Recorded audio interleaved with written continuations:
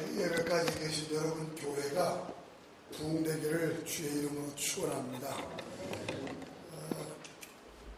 제가 이번 컨퍼런스에 참여하면서 다 강의를 듣지 못했지만 희망적인 것보다는 절망적인 이야기가 비교적 많았지만 조금 전에 임승환 목사님께서 희망을 좀 주셨네요. 그래서 제가 이 공적인 설교를 5분 이상 안 하는 사람인데 오늘은 시간을 조금 쓰려고 생각을 했어요. 그 이유는 청빈이 뭘까? 우리가 자칫하면 우리가 편향된 사고를 갖기가 쉽겠더라. 현대판 바리새인 서기관이 될 수 있는 가능성도 있습니다. 우리는 옳고 우리는 잘하고 있고 그리고 이외에 많은 사람들 문제가 있다는 것으로 비춰진다면 우리는 자기 갱신 물론이거니와 다른 사람을 변화의 장으로 끌어들일 수 없습니다. 저희 교단 목표 이름이 바른 목회자 협의회인데 우리 교단에서 뭐라고 그러냐면 너네만 바른 목회하냐? 우리가 바른 목회한다는 게 아니라 바르게 좀 해보겠다고 보였는데도 그 이름 자체를 가지고 뒤돌면 바른 목회하나? 우리요 한국교회 앞에 그렇게 지탄받기 쉽습니다. 굉장히 조심스럽게 제가 또 어떻게 보면 위험스러운 발상을 가지고 여러분에게 제안을 한다고 보는데 자칫하면 한국에 있는 대형교회들은 다 잘못됐다. 그리고 목회 성공한 목사님들은 모두 부도덕하고 부정하고 불법하고 타락하고 이렇게 비춰진다면 우리는 물론이거니와 한국교회를 바로 세우는데 한계 상황이 곧 온다는 겁니다. 그래서 이렇게 될 때 자칫 우리들이 편향적 사고를 가지고 다른 사람을 지탄하고 비난한다면 누가 이 변화의 장으로 들어올 것이며 그리고 이 단체를 누가 인정하겠는가 하는 생각을 가져보게 됐습니다. 그러면 청빈이 뭘까요? 집신 신고 걸어다녀야 되고 저처럼 20년 전 양복을 지금도 안 버리고 입고 다녀야 되고 음식을 15,000원 이상짜리 먹으려면 사지가 떨려가지고 벌벌 떨고 5,000~6,000원짜리 된장찌개나 먹어야 되고 이게 청빈일까요? 저는 그렇게 보지 않습니다. 왜 주변머리가 없는 거예요? 우리가 집신 신고 핫바지 입을 때는 그때 모든 사회, 경제, 구조 이런 게 그게 맞았습니다. 지금은 자동차가 이제는 사치품이 아니라 소모품인 시대에 자동차 타고 다니는 게 무슨 큰 험이 될 것이며 그리고 옷을 좀 잘 입고 다니는 게 무슨 탈이 될 것이며 이것은 경제 수준이나 시대적 상황에서 그런 걸 청빈이라고 말한다든지 사치라고 말하면 안 된다고 저는 생각해요. 지금 서울에 어떤 큰 대형교회 목사님이 카니발 타고 다니시니까 지금 큰 교회 목사님들이 유행처럼 돼가지고 다 카니발 타고 다닙니다. 목사님들 전부 카니발 타고 다녀요. 이게 얼마나 진실성이 있느냐 없느냐를 따지기 전에 오히려 그런 분들은 그런 차를 타고 다니는 체면이 있어요. 저 큰 목사님이 세상에 겸손하게 카니발 타고 다닌다. 그런데 조그만 교회 목사님들이 카니발 타고 다니면 가난해가지고 궁색해서 저 사람은 저거밖에 탈 수준이 안 된다. 평가가 달라요. 그러니까 우리는 편향적 사고와 시각을 가지고 이것만 옳다고 주장하는 게 오히려 현대판 바리새인이고 서기관이 될 수 있다고 저는 그렇게 보는 겁니다.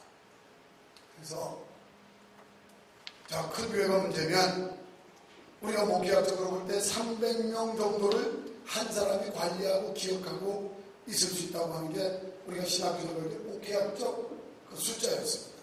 그럼 300명 이상 되면 모두 다 해산해가지고 다 분열하고 갈라야 됩니다.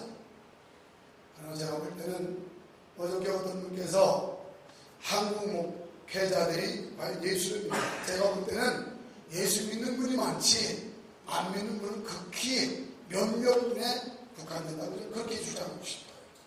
이런 게 방송에 나가면서 한국교회 목회자가 다 타락하고 배역하고 전부 불신자고 이렇게 비춰진다면 우리의 선교는 점점 이제 압박을 받을 수밖에 없고 그리고 옥조임을 당할 수밖에 없다 하는 그런 생각. 저는 학자도 아니고 부흥사도 아니고 저는 한 교회 소리 없이 목회하는 목사입니다. 그러면서 그러면 당신은 지금 처지가 어떻길래 그딴 소리를 함부로 하느냐 이렇게 말씀하시는 분들이 계실지 모르는데 저도 수원 땅에 낯설고 무서운데 한 사람도 알 사람도 없는 곳에 누구네 교회를 떼가지고 온 것도 아니고 그리고 꼬셔가지고 와서 다른 교회 뺏어서 한 것도 아니고 허업을 팔아서 그냥 그저 순전한 마음 가지고 열심히 했더니 하나님이 조금씩 부흥시켜 주더라. 다른 교회들 지금까지 제가 27년째 이제 개척 목회를 하는데 다른 교회는 몇십 명씩 우리 교회 와서 와준 역사가 없습니다. 지금까지. 오히려 우리 교인이 한 아이들까지 30명이 그 옆에 가가지고 야구리듯이 간 적은 있지만 그렇게 때를 지어서 우리 교회에 온 적이 없어요. 그런데 이런데도 하나님이 그래도 꾸준히 성장을 시켜주셔서 지금 뭐 어린아이에서 한 5,460명 정도의 5,000명 하지 않고 4,460명 정도의 이제 교세를 가지고 있는데 어디 뭐 누가 붙여줄 것도 아니고 그냥 나름대로 열심히 내 나름대로 기도하고 그다음 성실하게 한다고 하다 보니까 여기까지 온 거지. 그래서 아직 큰 교회는 아니고 그러면 속으로 그 얼마나 크다고 욕심부리냐. 저 커가는 교회입니다. 지금 아직 큰 교회 아니고 커가는 교회. 저는 개척교회 하면서 많은 분들이 그랬어요. 큰 교회 피해, 큰 교회 때문에 작은 교회가 안 된다. 그렇지 않습니다. 저는 그때도 큰 교회 우상바지 때문에 작은 교회도 살아난다. 저는 그렇게 긍정적인 생각을 했지. 큰 교회 때문에 피해 의식을 받아서 작은 교회가 문 닫게 된다고 생각을 개척 시절도 한 번도 양심적으로 그렇게 해본 적이 없어요. 결국 한국교회를 대표하는 대형 교회들이 큰 일을 감당해주고 또 간판 역할을 해주고 방패막이가 돼주기 때문에 한국교회가 공존하고 있고 공생한다. 저는 그렇게 긍정적으로 본 사람. 이 사고를 가지니까 되더라고요. 사고를 가지니까. 그래서 우리 한목교회는 여기 다양한 하나들이 모였습니다. 저는 침례교에서 청년 시절을 보냈고 장로교 신학을 하는 바람에 장로교 목사가 된 사람입니다. 그 때문에 해도 우리 대표회장님 죄송하지만 아까 임승환 목사님께서 말씀하신 대로 기장 쪽에 사실 상종하기 싫어했던 사람이에요. 자유주의 신학이고 신신학이고 거리로 나가서 데모나하고 이런 사람들.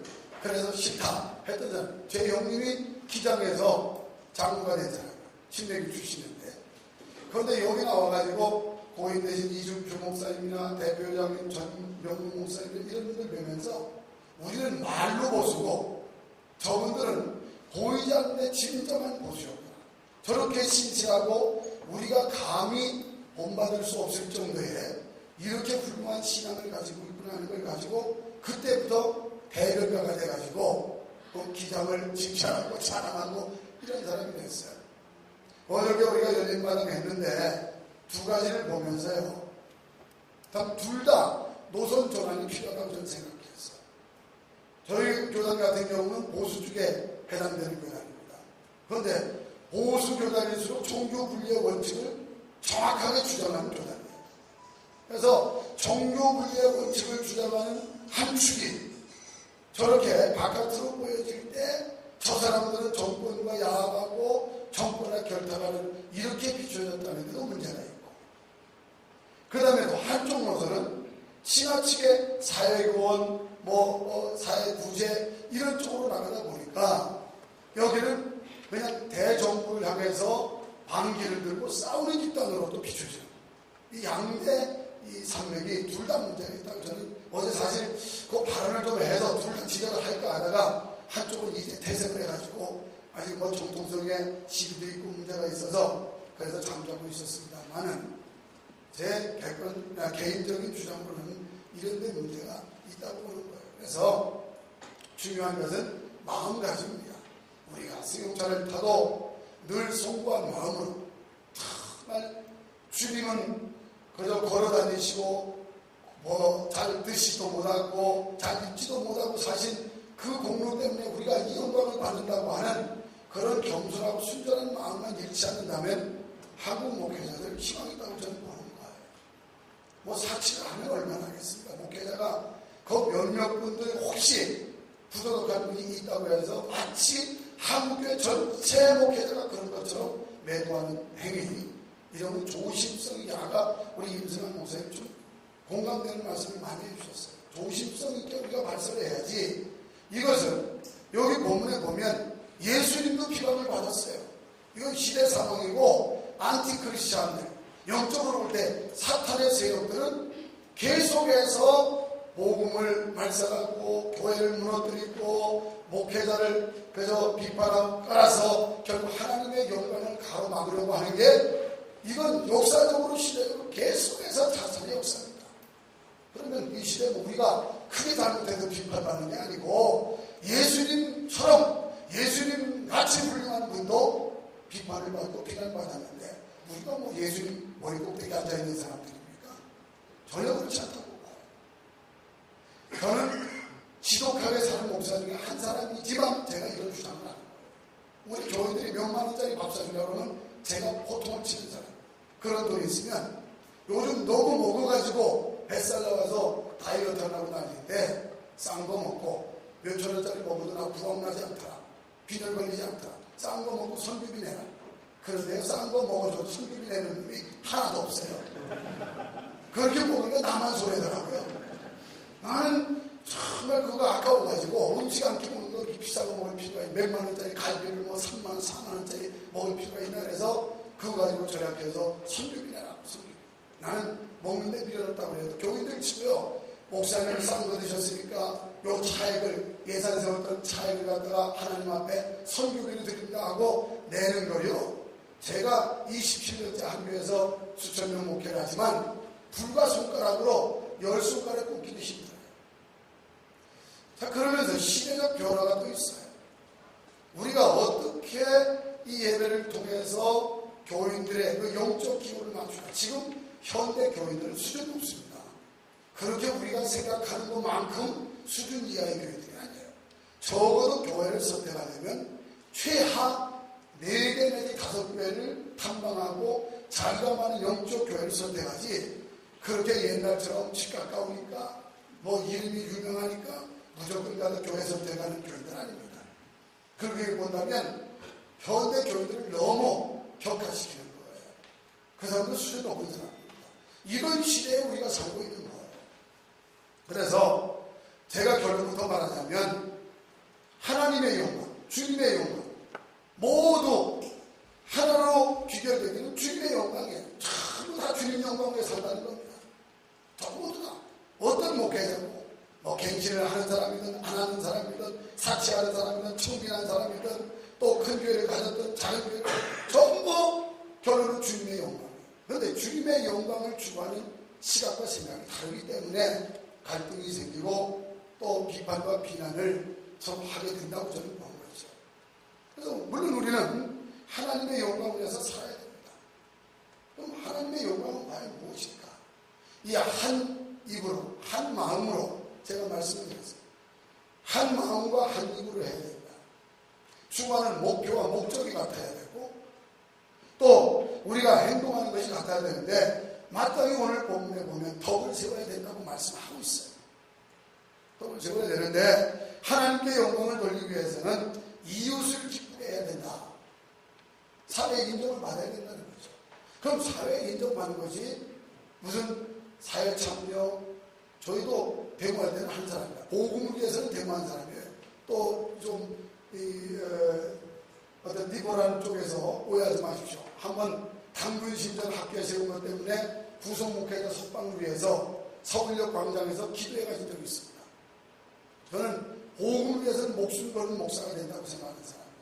그래서 수원시 기독교회 앞에서 이대로는 안 된다. 우리도 참여하자. 그래가지고 회의할 때는 다 뭐 봉급차 한 대, 어떤 분은 버스 한 대 보낸다고 그러고 야단했어요. 막상 직결 장소에 가보니까 말만 무성했지 행동으로 옮기는 분이 별로 없더라고요. 제가 너무 실망했어요. 어떤 분은 버스 한 대 보낸다는 게 25일 빌버스 하나 보내놓고, 아니 요즘 뭐 차가 없으니까 거기 타고 가라는 거예요. 그리고 공무자로 저는 안 하려고, 우리 같은 쪽의 교인들은요 대구하는 걸 싫어해요. 그래서 그 사람들 한번 동원하려면 손이 발이 되게 빌어야 되고 목이 터져나고 호소해야 되고 이래야 동원이 됩니다. 그 나누려고 하는 교인들을 대형버스 48인승에다가 하나 싣고 25인승에다 싣고 이래가지고 그 100명 가까운 사람들을 싣고 딱 나타나 보니까 너무 실망되고 있어요. 이렇게 한국교회가 한 마음과 한 입이 안 되는구나. 그러니까 사회로부터 비난받고 엔티들이 아무리 교회를 공격해도 교회는 무차별 난도질을 당하고 이건 우리 책임이라고 저는 보는 거예요. 그래서 서울역과 가지고 대구하고 명동성당까지 현수막 들고 시위하면서 우리 성도들한테 이런 얘기했습니다. 대구 어렵죠? 대구하는 분들 대단한 분들입니다. 이거 보통 사람들이 하는 거 아니에요? 우리는 해보니까 얼마나 힘듭니까? 그리고 수원에 와서 제가 얘기했어요. 수원시에서 우리 교회보다 크다는 소리 하지 말아라. 행동할 때 복음을 위해서 목숨 걸어야 될 때 목숨 걸지 못하는 교회가 그게 무슨 교회냐? 그냥 그런 얘기했어요. 자, 이웃을 기쁘게 하자. 우리 한국교회요. 이웃, 선교, 구제, 무슨 사회사업 할 만큼 하고 있어요. 너무 많이 하고 있어요. 그것 때문에 욕먹는 거 아닙니다. 그거 안 했다고 지금 욕먹는 거 아닙니다. 보이지 않게 너무너무 지금 교회가 예산을 써서 많이 하고 있는 게 현실이에요. 이웃을 기쁘게 해야 된다 하는 거 누구든지 동의하는 말입니다. 그 다음에 그리스도를 본받아 서로 포용해. 이 포용력. 그러니까 다를 뿐 틀리지 않은 것인데 마치 다른 것을 가지고 틀린 것처럼. 제가 왜 얘기했냐면 어제도 교회 좀 컸던 목사님들 어젯밤에 다 와버리셨어요.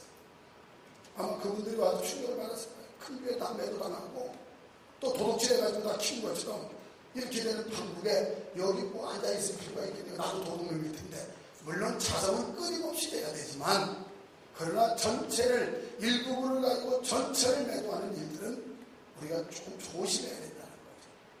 근데 부담 없는 사람들은 막 짓거리는 거예요. 자기들하고 목회 지적적인 관련 없다고 막 떠들어대는데 이건 피부로 목회하는 현장에 우리에게 와닿는 문제들입니다.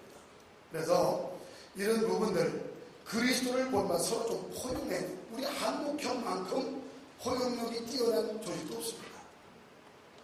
다른 단체들 어제 NCC 그리고 교회연합 다 비슷한 분들이 모인 겁니다. 죄송하지만 노선이 같고 사상이 같고 추구하는 목적이 비슷한 분들이 다 모인 거예요. 한국 교회 빼고서는 한장총 기장이고 다 이렇게 한장총합니다. 그건 장로교라는 이름으로 또 모이는 거예요.